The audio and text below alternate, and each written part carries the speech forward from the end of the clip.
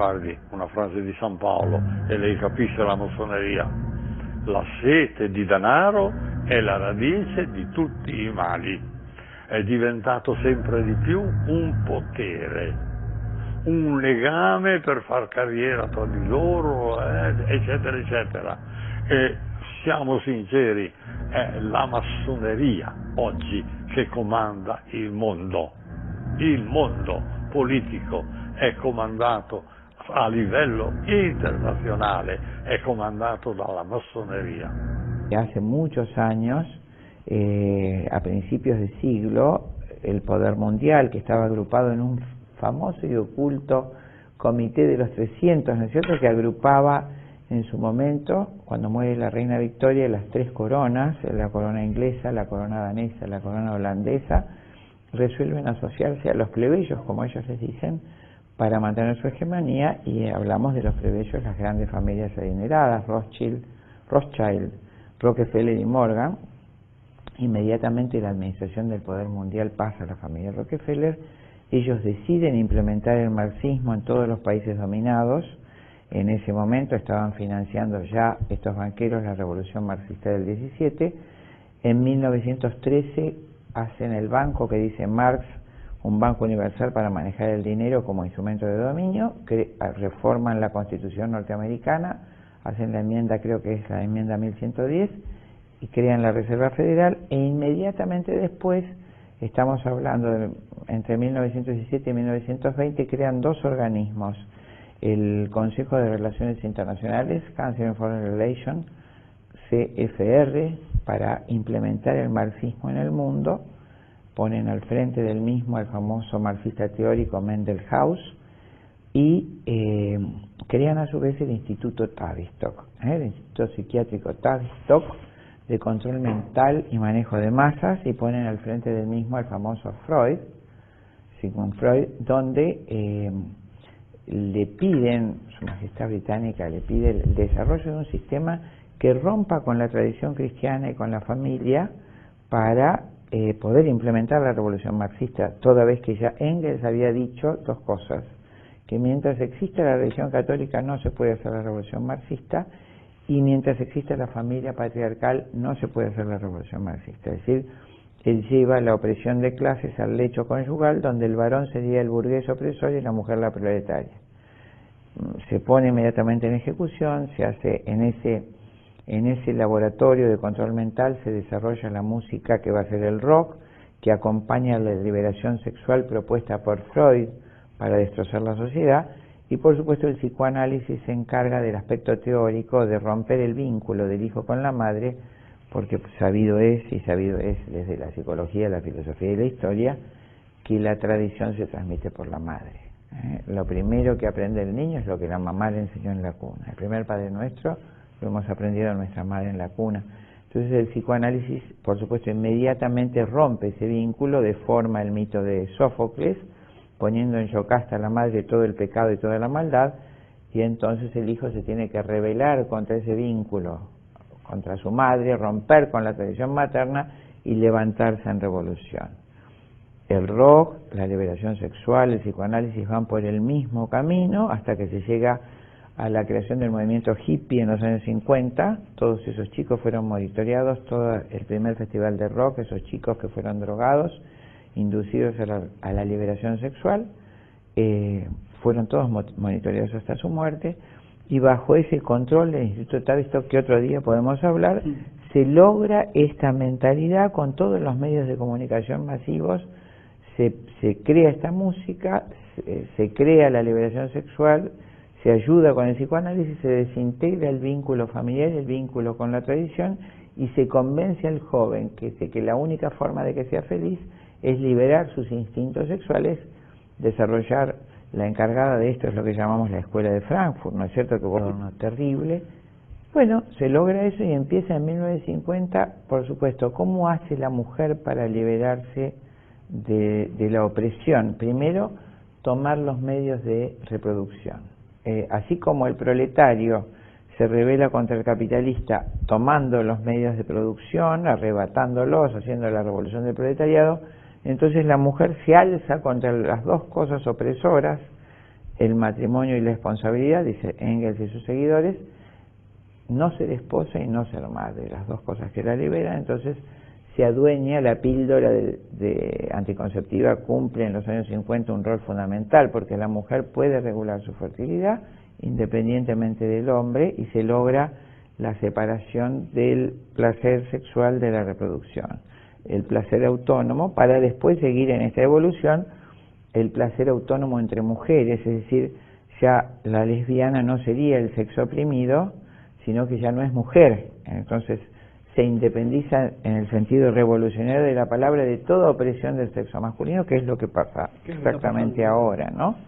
En ese panorama, el aborto sería una cosa necesaria cuando la mujer se ve encadenada al varón por un hijo. Entonces vemos al hijo como un enemigo, al sexo, a la relación conyugal como la opresión de la mujer se rebela contra la opresión, no se casa más.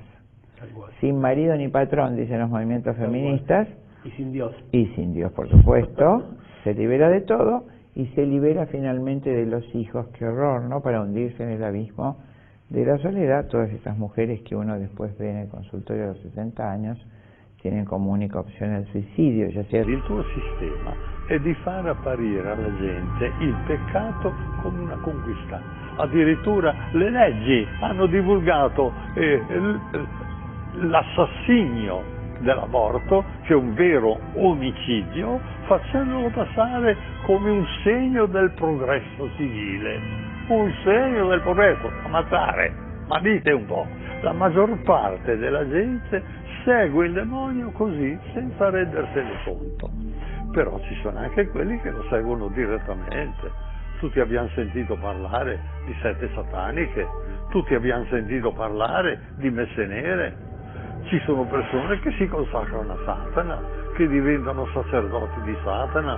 Io ho bucciato nelle consacrazioni a Satana, sono tutte uguali, scritte col sangue: Satana, tu sei mio Dio, mi consacro a te, voglio essere tuo nella vita e nell'eternità, dammi successo, dammi soldi, dammi piaceri, tutto qui. Questa è la consacrazione a Satana. Si nosotros vemos que los preservativos, las Naciones Unidas los compran a estas organizaciones internacionales, por ejemplo, a la India, todas las fábricas de las farmacéuticas, no todas, pero la gran mayoría están en toda la parte de la India. Si ellos compran los preservativos a 10 centavos y nos lo venden a 25 y 30 centavos de dólar, claro que es un negocio que, aparte de que ya me lo están vendiendo, haya un legislador que nos quiera imponer una ley en donde sea obligatorio que en todos los países exista una ley de salud sexual reproductiva que obliga a los colegios, obliga a las instituciones públicas, obliga a todos los estamentos universitarios a que existan dispensadores de anticonceptivos. Entonces vamos a suponer un colegio, por ejemplo en España, que tenga más de 1.500 alumnos. ¿Es o no es un negocio tener 2, 3 dispensadores de preservativos en los baños? Si yo traigo la pastilla de anticoncepción de emergencia y la compro a 0.30 centavos o a $1 y la legalizo para venderla a 8 y 11 dólares, que es el promedio de costo internacional, ¿cuánto estoy ganando solamente en la diferencia de una pastilla de emergencia? Y normalmente lo que venden son 2 pastillas de emergencia de 75 miligramos de levonorgestrel cada una. Vamos a ver, por ejemplo, los DIU o las espirales.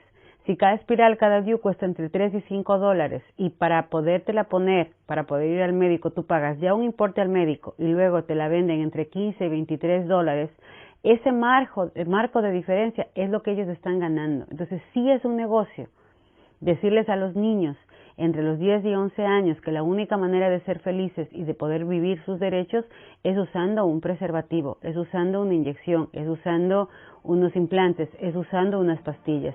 Y luego decirles que ni siquiera le tienen que decir a su papá o a su mamá de qué es lo que están usando, de cómo lo están usando y para qué lo están usando.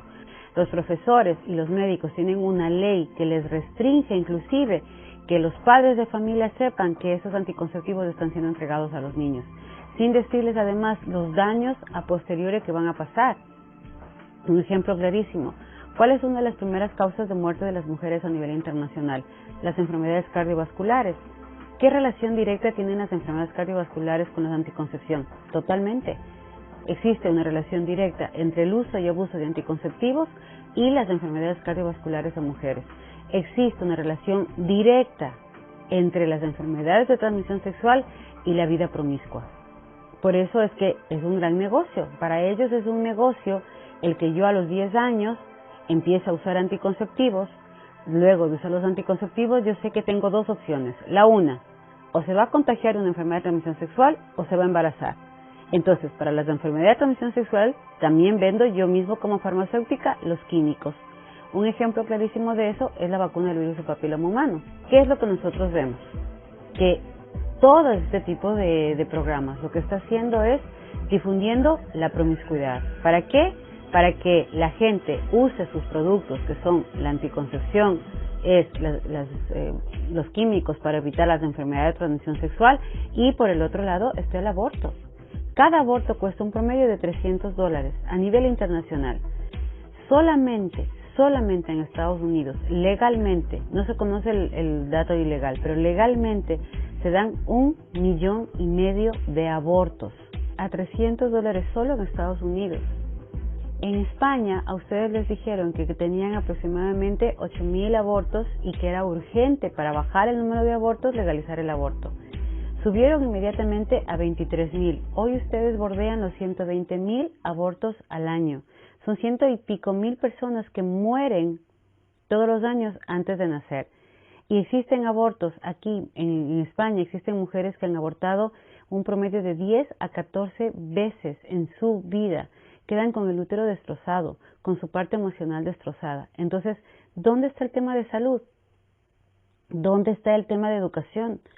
Si ya sabemos que es por la promiscuidad que se da el contagio de enfermedad de transmisión sexual, si ya sabemos que la mujer queda destrozada luego de un aborto, si ya sabemos que luego de todos estos programas se incrementa el número de enfermedad de transmisión sexual, fíjense que solamente en América Latina, en el año 2004 se hizo en el verano del 2004 una pequeña evaluación de los programas de salud sexual reproductiva en Santiago de Chile.